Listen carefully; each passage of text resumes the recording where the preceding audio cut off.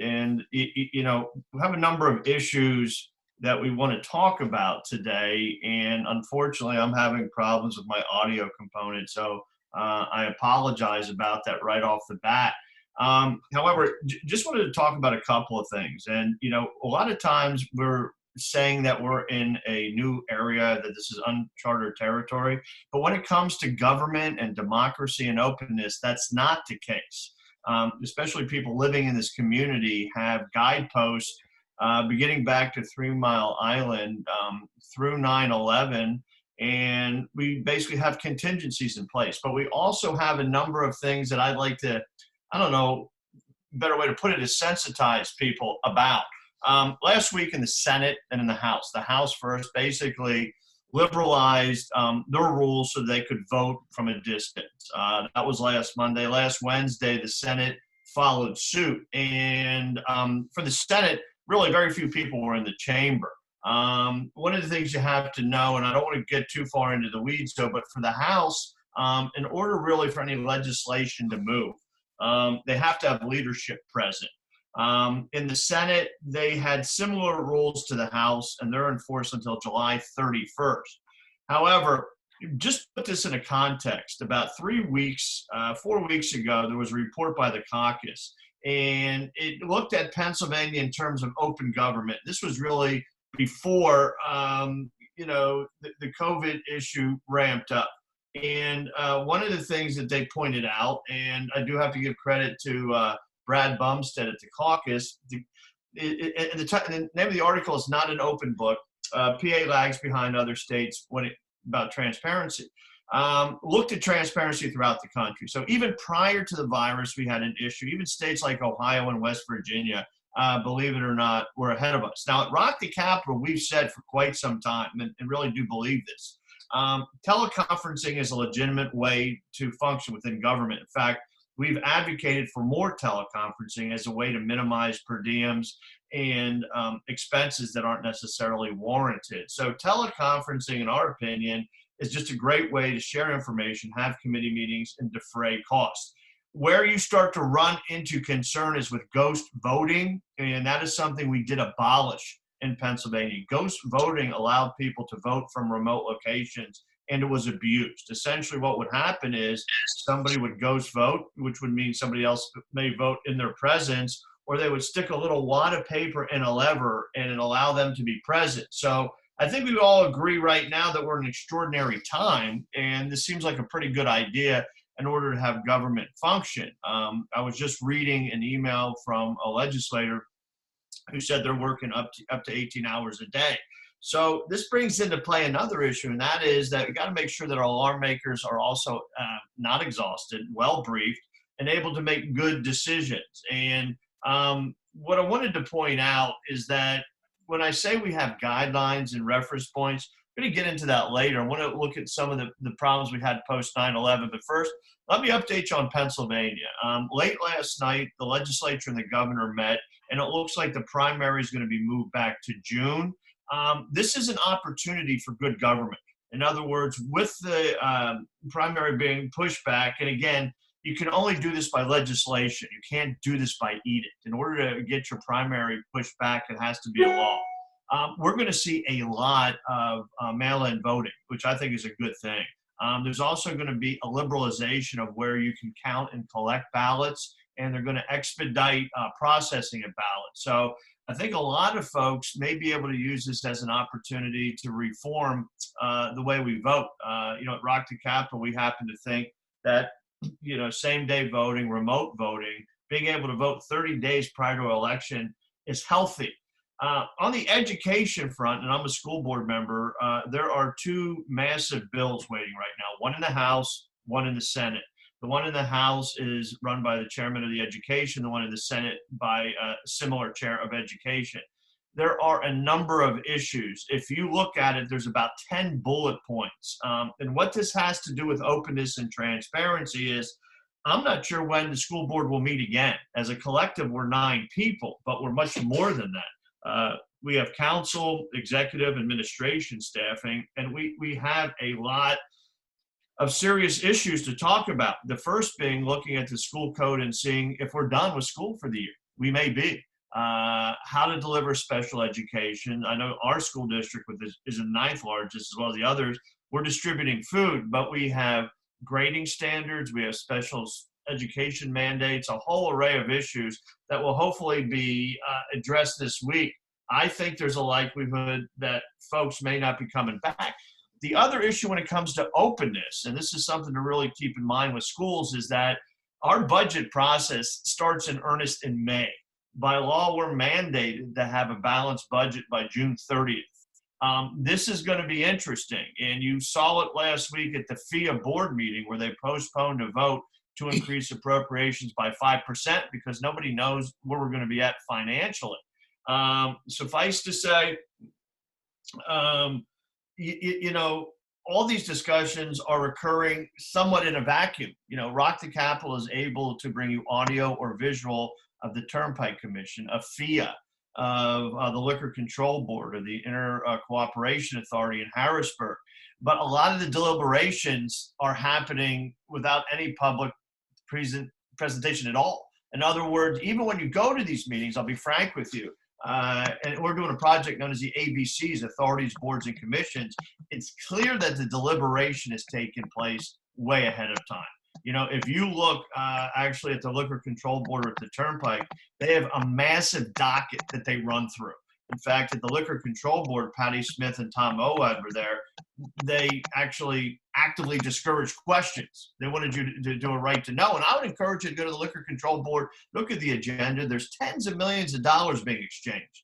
I happen to think with the coronavirus and the lack of open government in our state, there's an intersection for abuse. I mean, I think we all want to be able to be agile and adapt to the current situation. But, you know, I just go back and give you a real brief history. And hopefully this is not the footprint for moving forward. But we cover these meetings. So at the Liquor Control Board on March 11th, Patty was there. I don't know, Patty, if you wanted to discuss how that went or didn't go. Didn't go is the best way to say it. Basically, they went through their entire agenda in about 13 minutes. And there was 40 some items on that agenda. So like Eric said, it is clear that these committees are discussing things prior to meetings. And according to the Sunshine Law, which guarantees us a transparent government, they are not allowed to do that. So the purpose was we were going to go back to their next meeting in person, and I was going to force them to run through the deliberations in public. But of course, those meetings now are being canceled, which Eric alluded to. They're not allowing the public in. So it depends which committee we're talking about. So the Turnpike Commission allowed us to call in. And FIA, on the other hand, made us come there in person to listen to the meeting on the phone. So, you know, these are issues. I know they're trying to work through the coronavirus like everyone else is, but one thing we have to be wary of is that this becomes the new norm, like Eric said. We need to make sure that our government continues to deliberate out in the open where we can see it, because the danger is backroom deals start to take place. They start to benefiting their contributors to their campaigns. And there has to be a method where we, the citizens, can watch these committee meetings, can weigh in on these certain things. So I think that's where we're trying to figure out how we fit in here with the coronavirus now that the government has essentially gone dark. And Eric can't hear us, so I'm gonna text him and let him know that he can pick up again. So hang on one second. Well, look, I don't know. Hopefully you gave a briefing of the Turnpike. Again, my audio is somewhat hampered, but for those turning in, and I think Brian is on the line. You know, Brian is our intern and Patty works with Rock the Capitol. Brian and I had been having meetings with the Turnpike Commission to facilitate an open flow of information that has been somewhat disrupted. But I wanted to raise that because at the Turnpike, they allowed us to remotely tape the audio of the. Yeah.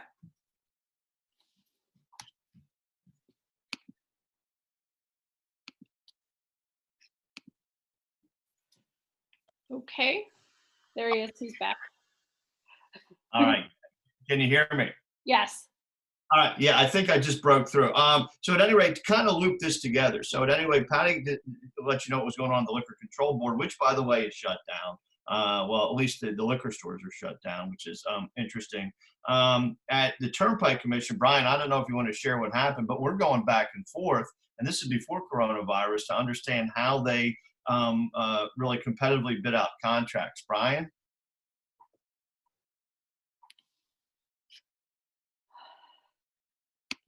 They give out contracts,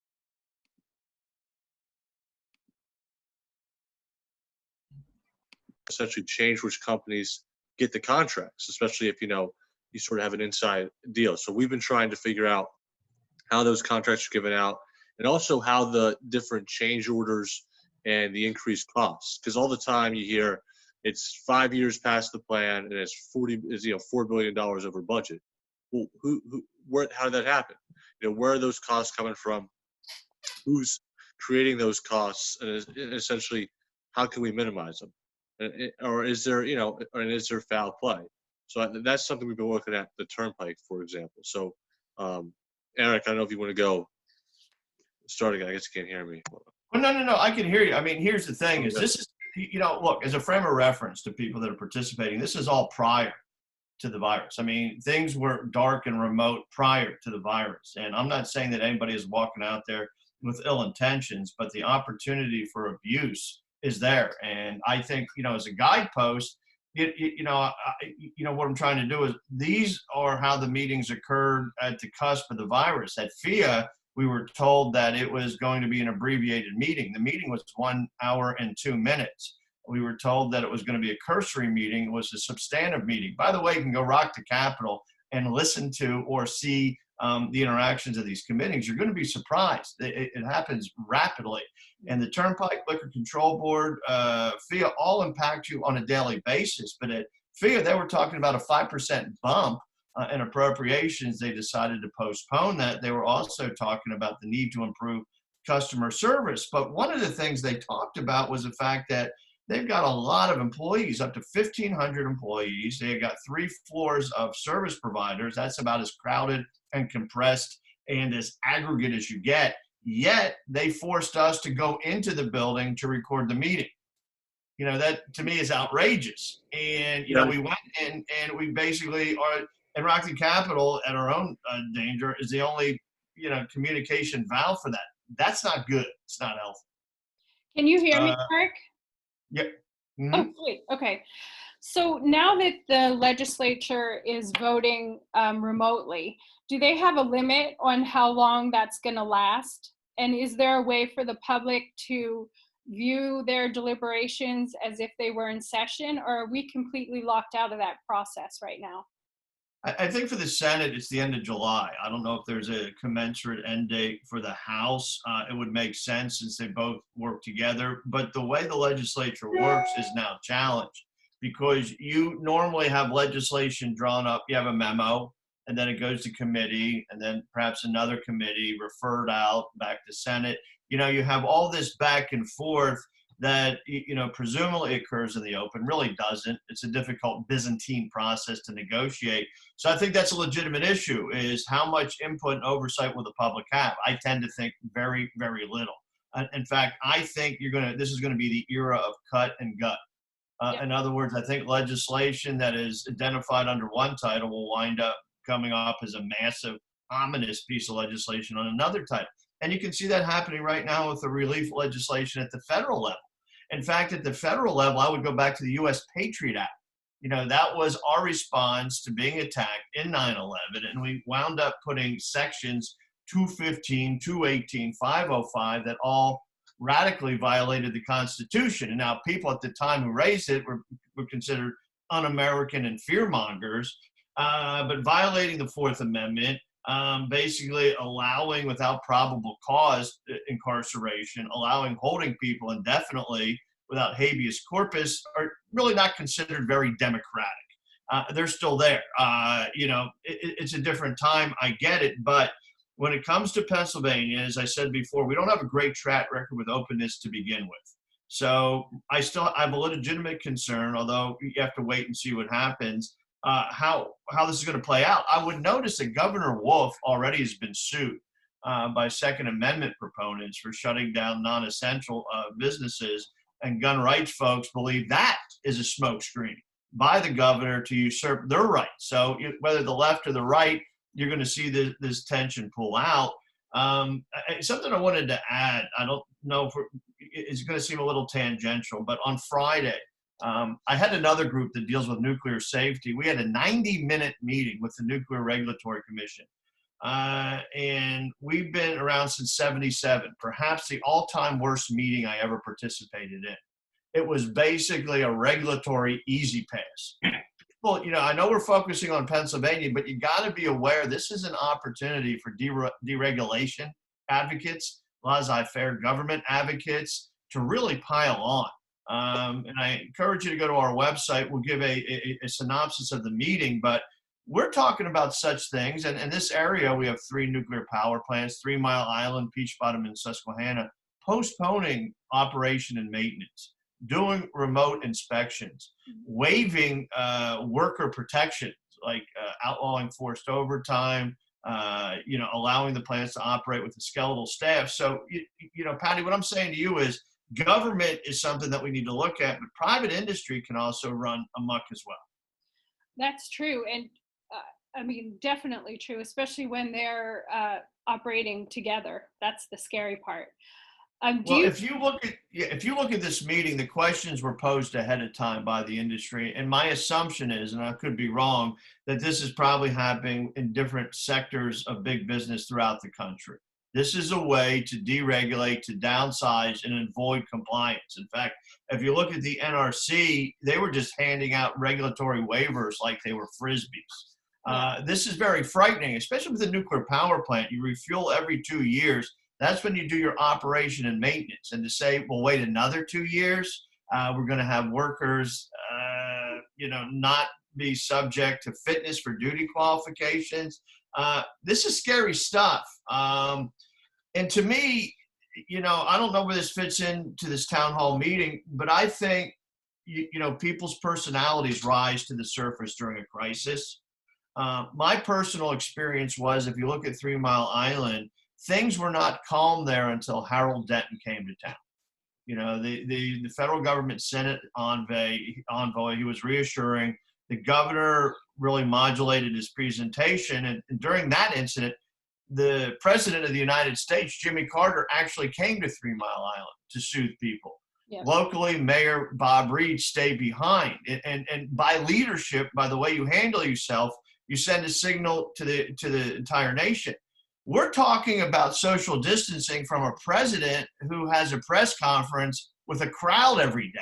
Yeah. There's 6 or 7 people basically in a telephone box. Yeah. It's not leadership, and this, I don't want to get partisan here, but you cannot insult away the issue. You cannot mock away the issue, and you can't walk away from the issue. I happen to think that Dr. Anthony Fauci has been really marvelous in trying to balance misinformation, disinformation with empirical data. He seems to be an emerging hero, as does Mario Cuomo. And our Department of Health Secretary, Rachel Levine, has been outstanding. But if you're looking for, profiles in courage, you can see Governor Larry Hogan in Maryland, a Republican, Mike DeWine in Ohio, a Republican, Democratic governors, Washington State, Oregon State, New York. Leadership is emerging, grassroots up. And that's what has to happen here in Pennsylvania. If you want your government to continue to be open and responsive, you're going to have to engage. And that's a challenge, because physically congregating is not a good thing. I don't know how to put this gently. So at Rock the Capitol, we're figuring it out, but I can't in good conscience continue to send Patty or Brian or Tom to meetings and expose them to adverse health effects. Well, it's no secret, right, that Pennsylvania is the 5th most corrupt state in the country. And that's not just something that we throw out there to be flippant. It's based on how many elected officials have been brought up on charges and ended up in prison. So we've got a real problem here, and that's in times that are good, when the public is available to watch their deliberations and sit in on meetings. So Right. the worry is that it's going to get all that much more worse when we're barred from meetings. So, my question to you would be, and I don't know if you know the answer, are we able to force them into any type of public deliberations via a Zoom call like this? They could do conference calls where the public can call in. Are we able to force that through the Sunshine Law, or does the Sunshine Law basically not exist right now because of the circumstances? I mean, there are definitely. Well, I think the Sunshine Law right now may have glaucoma, but here's the problem with the remote interaction. I always thought that there was nothing like a town hall meeting. If you remember Senator Specter and Obamacare several years ago, that was a pretty raw, direct, visceral interaction. Most folks have gone to virtual town hall meetings.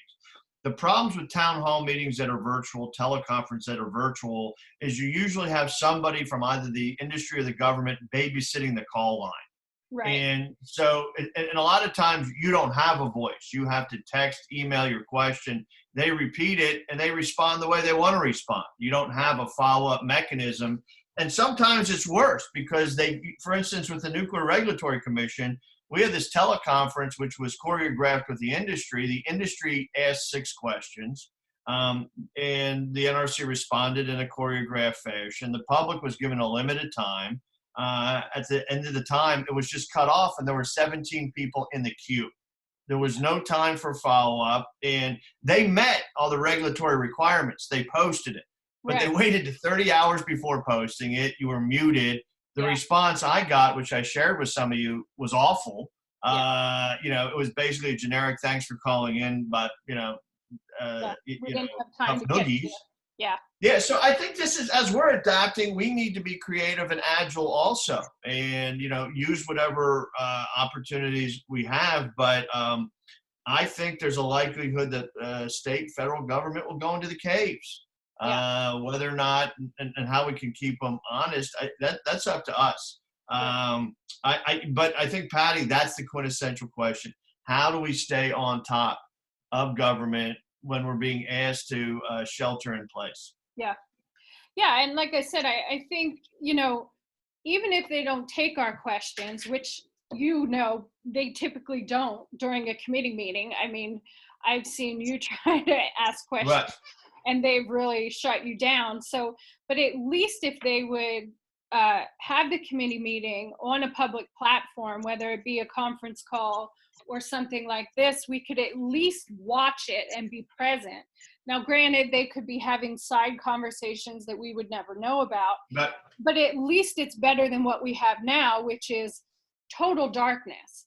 I mean, with them voting from home, that's scary because we don't even have record of who's voting and what they're voting on. I mean, I couldn't tell you what they're deliberating on at the moment, and that's scary.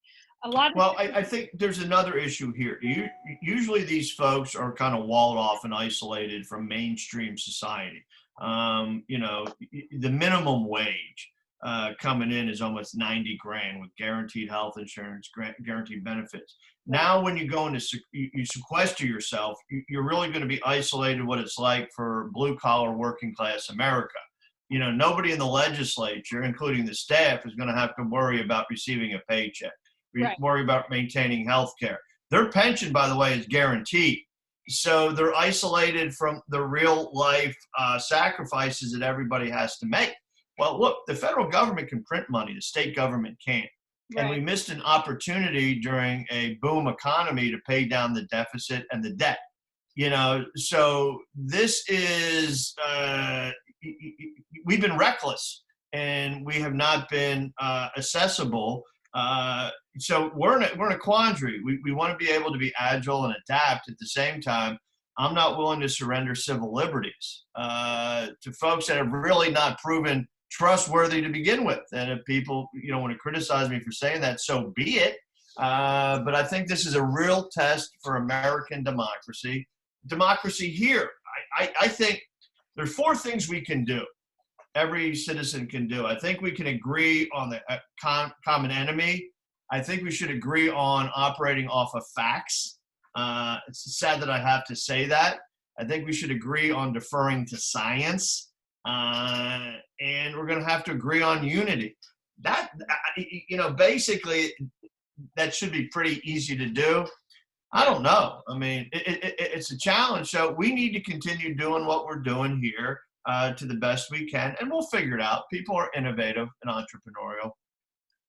How do you think this is going to affect the Pennsylvania budget's timeline? Do you think that's going to get pushed off, or that's my other concern, right? They're going to be deliberating on the budget behind closed doors, and all of a sudden we're going to wake up one day and they're going to say, oh, look here, it's passed. And we're going to be like, wait a minute, what?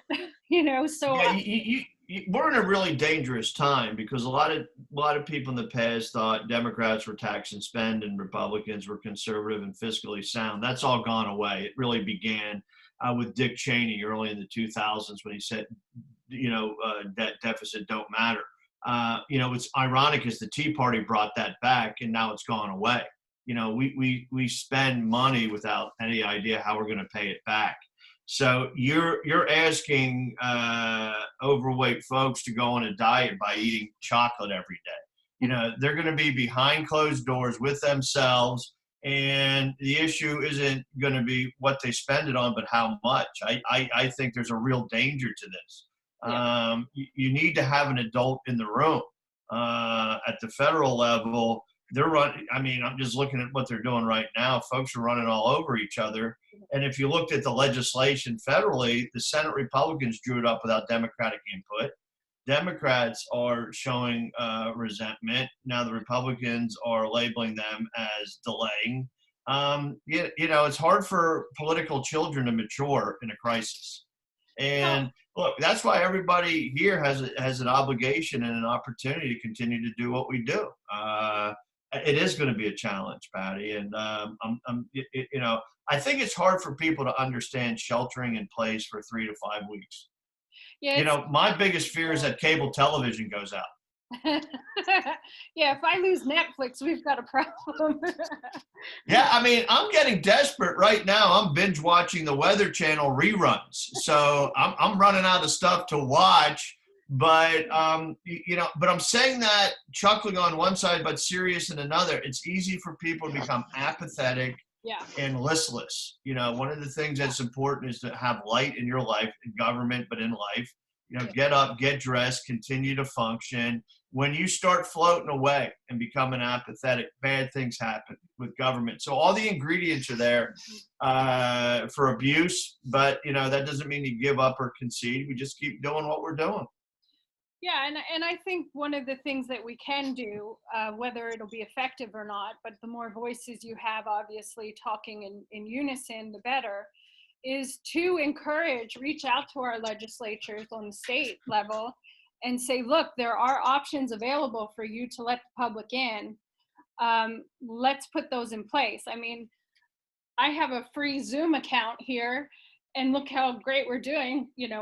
Eric had some issues on the beginning part, but nonetheless, there's free conference call, that's free. There's a lot of things they could be doing to allow the public to sit in like we normally would while still doing the social distancing. And it wouldn't cost our state any additional money for them to do that. And I think we need to start pushing the issue before they get complacent and before it's gone so far that we can't get it back. That's what I'm worried about. Just to put a personal plug, I'll be on WHP today from 3 to 6, so feel free to call in. I've got to talk to Millennial Brian when we go offline, make sure that he's thoroughly prepared. He's been on a charisma fire lately. Oh, really? Patty, thanks for pulling this together. Yes. And I don't know if there's anything else you want me or Brian to add. Let me just add, do David, Brad, and Kathy, do any of you guys have a question for Eric just before we go off? Nope. I think we're good. So that's, oh, I go, think I do have a question. I do have a question, Patty. I'm not sure how to formulate it, but I'm wondering if there's any thoughts about how groups might organize themselves to be able to, to kind of get their foot in the door, to kind of keep it from being able to get shut. Is there an avenue for that? What do we, like I'll be having a conference call tonight with March on Harrisburg folks, the legislative team. That would be a group, I think, that could be involved in this, but I'm not really sure, from where I sit, but, how we would do that, or what opening we would find to stick our foot in. right. I personally think that the Sunshine Law is always our best bet, but getting that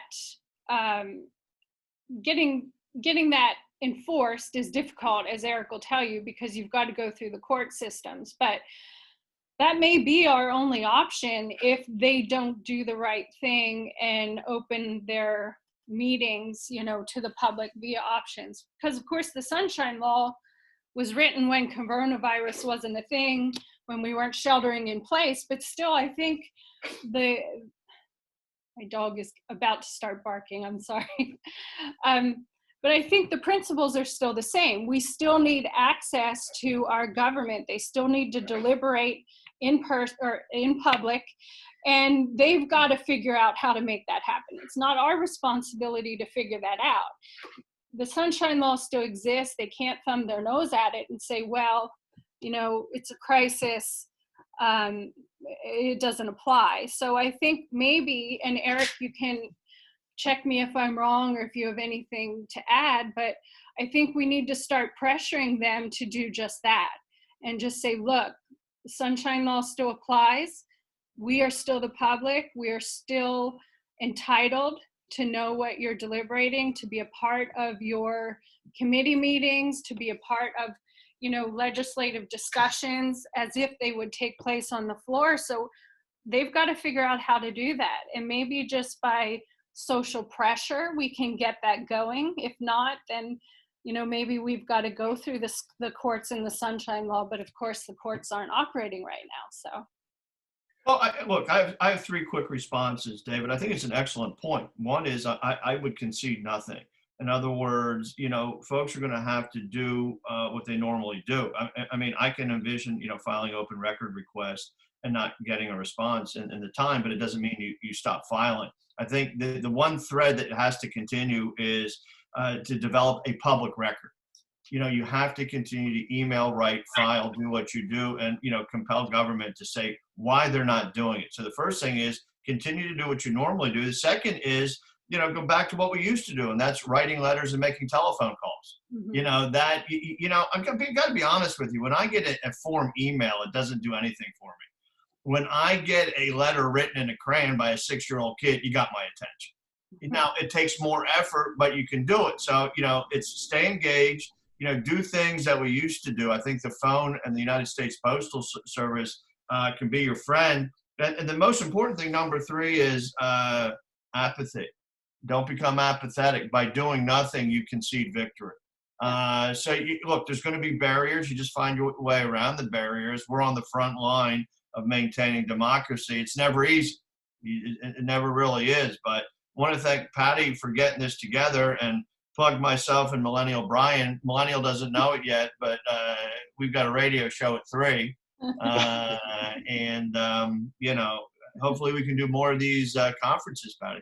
Yeah, I would love to. And social media is a powerful tool, and right now that's really the fastest way to reach our legislators. So I would encourage putting that out there on social media and start ramping up the pressure and see if we can't get them on board that way, see. Okay, right. I mean, look, it's good. Everybody, I guess, try and maintain your distance, but at the same time, gently harass government to maintain openness. That statement was not from Patty Smith for PA. No, that's a rock the Capitol. Sorry, Patty. No. Hey, I'm one thing I believe in is open and transparent government, and thankfully I met Eric a long time ago, you know, and it's been an honor working with him as a government watchdog, because it's people like him that help us in the shadows. We don't even know he's on the front lines, but he is, and pays a price for that, because people in power don't like to give it up, and they don't like to be challenged. So thank you, Eric, for what you do, because it's a great service. Okay, see you guys. All right, thank you. Bye.